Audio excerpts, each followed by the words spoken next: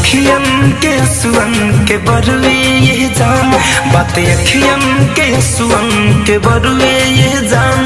न त कजरा के कीमत ही का बा, साथ देवे के वादा कर तुवे जान, साथ देवे के वादा कर तुवे जान।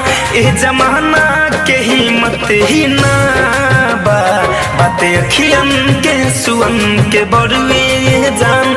न त कजरा की कीमत ही का बा।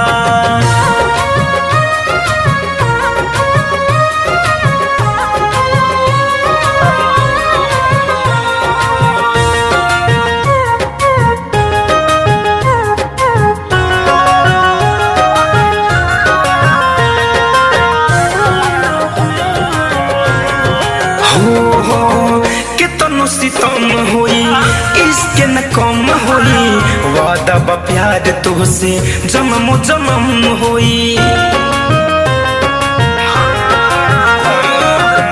कितनो सितम होई इसके न कम होई, वादा बा प्यार तुझसे जन्म जन्म होई।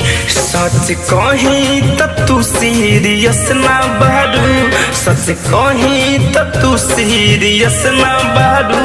हमरा बतिया के इज्जत ही ना बा, बातें अखियन के सुअन के बरुए जान, बातें अखियन के सुअन के बरुए जान। न त कजरा के कीमत ही का बा। Music by Alok Rai.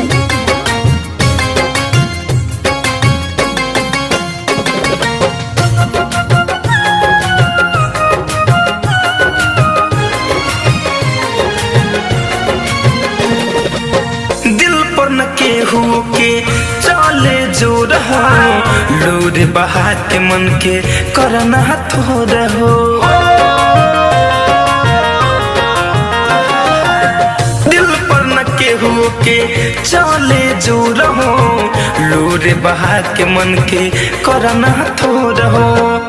आलू को धनंजय सुमिते खातिर, आदित्य धनंजय सुमिते खातिर, तनिको भी तो सिद्धत ही ना बा, बातें अखियन के सुअन के बरुए जान। न त कजरा के कीमत ही का बा, बातें अखियन के सुअन के बरुए जान।